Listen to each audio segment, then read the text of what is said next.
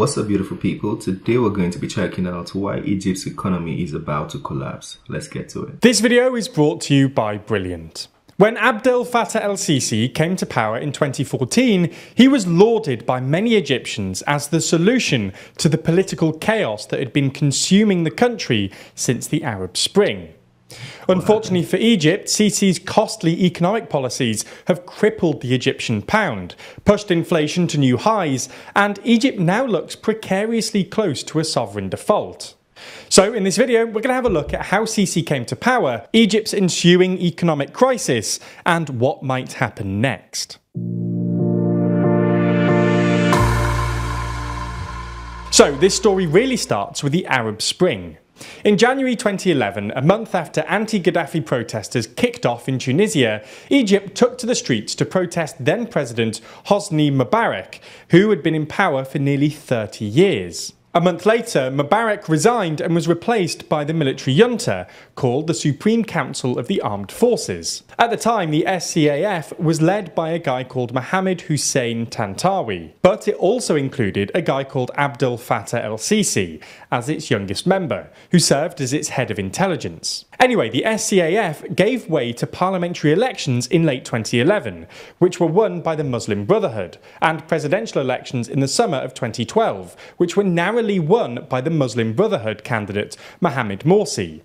For context, the Muslim Brotherhood are a Sunni Islamist political group formed at the beginning of the 20th century that originally opposed British colonial control of Egypt. It started off as a pretty fringe group, but rose to prominence after the 1967 Arab-Israeli War, when it became the main political Islamist movement in the emerging ideological battle in the Middle East between political Islamism and secular Arab nationalism. Anyway, Morsi only won the presidential election with a narrow 51% majority. So when he tried to pass what was perceived to be a radically Islamic-leaning constitution, it sparked massive protests, and in July 2013, only a year after taking office, Morsi was deposed by a military coup. The coup was led by Abdel Fattah el-Sisi, who had been appointed Morsi's defence minister. Sisi appointed an interim president before running himself in the 2014 presidential election. The election was boycotted by the opposition, and Sisi won with 97% of the vote. Now, when Sisi first came to power, he was genuinely really popular. He only ran in the 2014 election when it became clear that there was popular demand for his candidacy, and the main opposition group, the Muslim Brotherhood, had lost all credibility after their tumultuous year in power, when they oversaw an endless saga of constitutional crises and a rapid drop in Egyptian standards of living. Sisi pitched himself as a moderate politician looking for consensus in a divided country.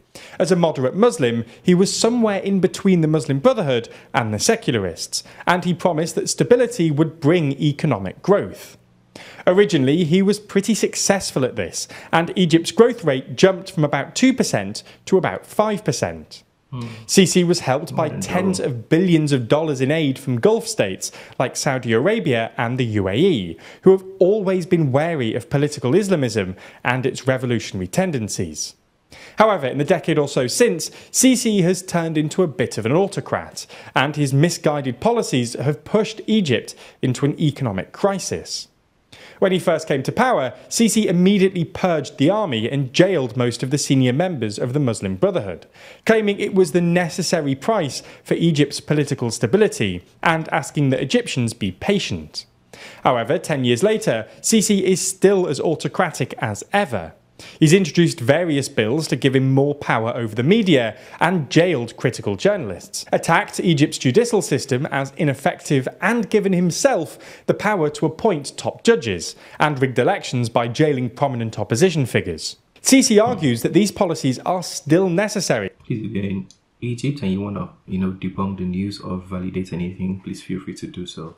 To maintain stability, pointing to the chaos that surrounds Egypt in places like Libya and Sudan. But the fact that little has changed in a decade doesn't bode well for anyone who wants to see Egypt turn into a democracy. Sisi has also brought Egypt precariously close to an economic crisis.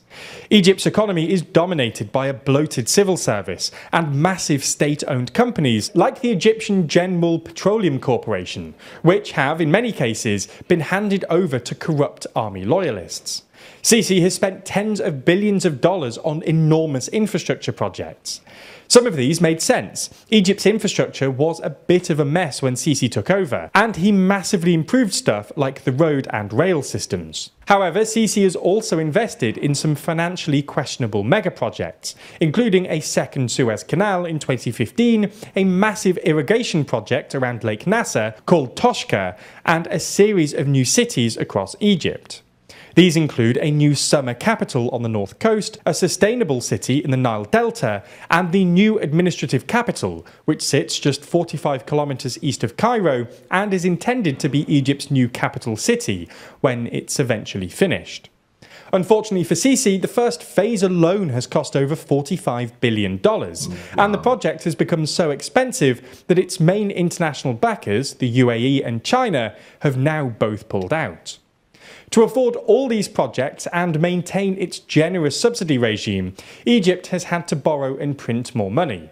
This has put pressure on Egypt's currency, the Egyptian pound, and stoked inflation. The Egyptian pound lost more than half its value in Sisi's first few years, and inflation has rarely been below 10%, pushing down Egyptian living standards while exacerbating poverty.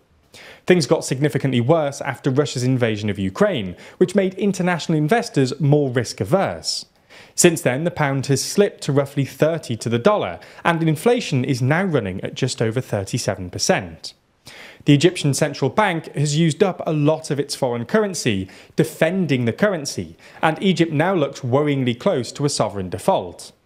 Egypt's debt to GDP is nearly 100%, and the state spends something like a third of all of its revenue just paying off the high interest rates on its pre-existing debt, which is, I think that's the same thing with Nigeria as well, clearly not sustainable. Worryingly for Sisi, recent analysis by Bloomberg suggests that Egypt is now the second most likely country in the world to default, after Ukraine. Things don't look likely to get better anytime soon. Sisi has shown little inclination to change course, and resisted the wholesale reforms demanded by the IMF for further support. In a desperate grab for foreign currency, the government has started selling up state assets, but the central bank is still spending reserves faster than it can accumulate them on defending the pound. The only point of respite are raising oil and gas prices, which should bolster the state's coffers. Ultimately, if this economic crisis continues, it'll be interesting to see whether Sisi can convince Egyptians this is a price worth paying for political stability. And it's worth keeping an eye on the upcoming presidential election early next year. Now, you just spent around 8 minutes watching a video to help you learn about the world around you. Okay, so I think that's everything. Sisi, let me know what you think about his role. If you're an Indian and you want to share your first-hand experience, please feel free to do so. He's ruled for a long time. I usually say when you rule for some time and you think you've done a good job, it's in your best interest to hand it over to somebody else, because if it goes down the drain, everything you had done, you just overwrite it with the last bad years you've had. So I think maybe, just going off what I saw in that video, maybe that was the situation there, because they said he had done things, good things also, when they spoke about the rail and the good projects, basically the transportation routes he had done and the irrigation system. But leading for so long, never advised, and African leaders tend to do that so much, especially African leaders. Well, let me know what you think about that. Hopefully they're able to get back the economy in the right direction. I really want African countries to be very sufficient. All countries, as a matter of fact. But since African countries have been, struggling, especially of late, I want them to get their affairs in order. All African countries, stop all these policies that don't make sense.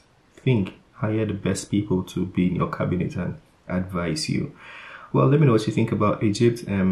I just thought I should bring some updates so you can see. I wanted to learn about that, as a matter of fact, so I thought I should bring it to the channel too.